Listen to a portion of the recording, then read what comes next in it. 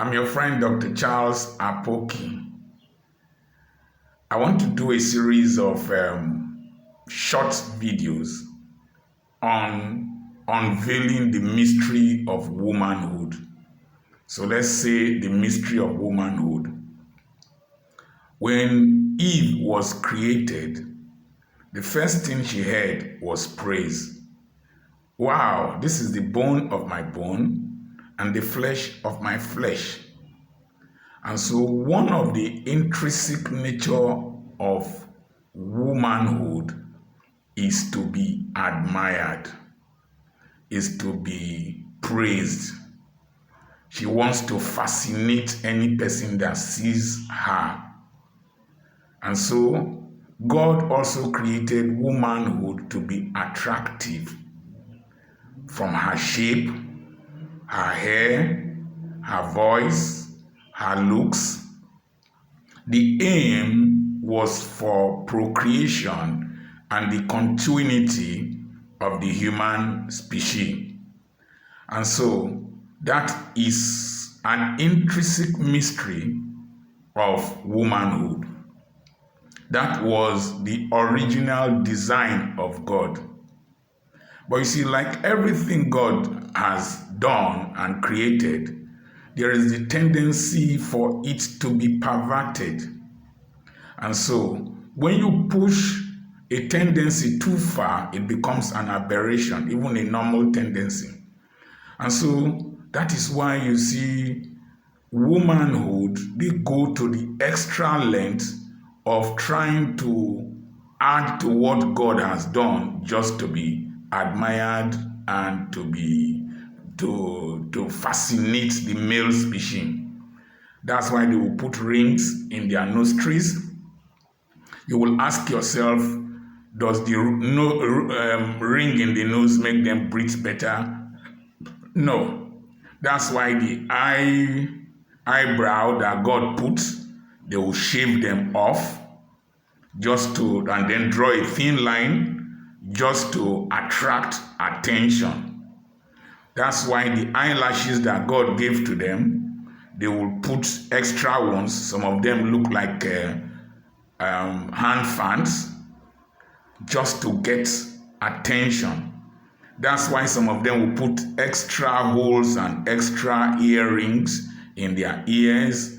Some of them will put earrings that look like bicycle tires, bicycle wheels. It's just that desire to be admired. That's why some will put pins in their tongues, just the extra effort to get extra praise. Because for them, just remaining like the ordinary woman that every other woman is, physically will not attract attention. But the mistake is that the purpose of the creation of Eve was not necessarily for copulation alone. It was for assistance or to complement Adam in functionality. And functionality is not merely from copulation. Functionality is from the content of your mind, the content of your brain. And so Eve was to function from her mind. And that was where the devil attacked. So, but let's continue with this desire to be admired. So that's why they will open their breast so that a man's eyes can go towards the breast. That's why some of them will think that the size of their breast would be an asset. That's why in today's generation, the size of the bum, the size of buttocks, size of asses, twerking asses, oscillating asses, have become the most advertised product. Buttocks are the most advertised product today because the average woman advertising buttocks might not have a good brain. If you have a good brain, you don't advertise buttocks.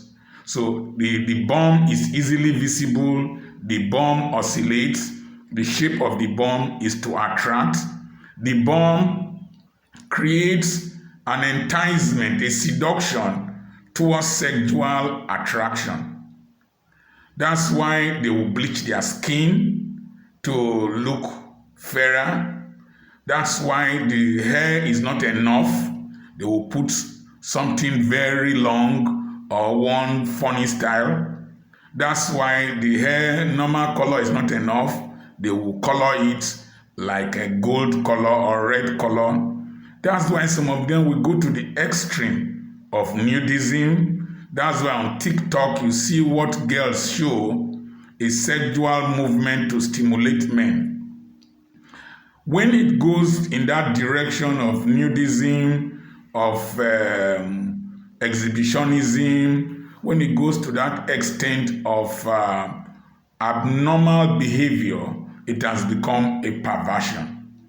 So what you see in the streets is the normalcy of God to make women attractive, because men are attracted by what they see. It has been perverted to seduction, to constantly stimulate sexual desires in men. And that's why you will see men, when they see a lady, instead of thinking about her intelligence, they think about being sexy. Being sexy. When you look at Ngozi Okonjo-Iweala, your desire is not to take her to bed. Your desire is that your daughter should be like her, or that you should be as intelligent as she is. So there is a problem in the degenerative thought process of wanting to go the extra mile to attract attention. There's a short girl that lives near me, short, brief. I see her putting so much effort in trying to look to attract attention, because she feels that with her height, her dark color, she might not be attractive. I see her spending a lot of money, doing long hair, wearing extra things, trying to be fashionable. The truth of the matter is that she's just a very junior worker, and she will remain a junior worker. Even though I have noticed her not because of anything admirable. I have noticed her as a sick person, as a mentally sick person who is looking for relevance through external appendages. And so when you see a woman putting so much extra effort to get the praise of people, the admiration of people, in terms of only her physical appearance, you know that there is a deviation. The person has a psychological defect. You might not agree with me. This is something I know very well. I understand human psychology. I studied it even as a medical doctor. And so, as a woman, concentrate on your mind, develop your mind, have your physical well-being, look attractive, but develop your mind.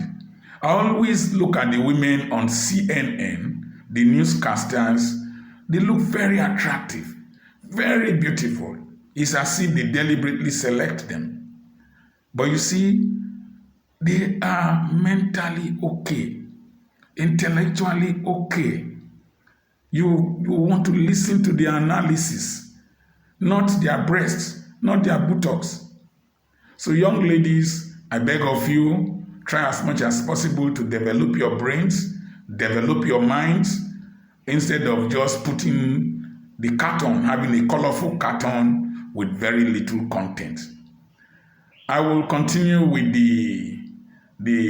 and then let me quickly talk to married women. The fact that I've said this does not mean you should be scruffy, does not mean you should be dirty, does not mean you should be blank, does not mean you should be pale. As much as possible, dress well outside. Secondly, dress the way you want to be addressed. Don't dress like a harlot.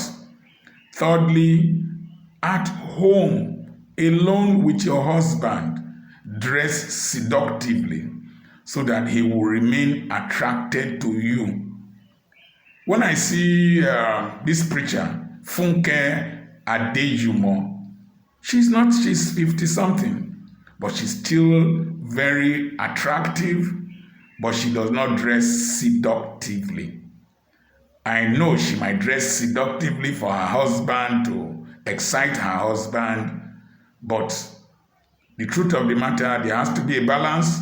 Women, don't say because you are religious, don't say because Dr. Apoki has said that when you exhibitionism and all that, you now look like a grandmother when you are just in your 40s. Keep your figure so that your husband will be attracted. Be neat so that your husband will be attracted. Dress, wear clothes that will attract and seduce your husband in the bedroom. Finally, this admiration issue, try as much as possible to praise your wife. Tell her good things. Value what she does. But most times, even no matter how you value what they do, I will tell you one secret about women later. I remain your friend, Dr. Charles Apoki. God bless you.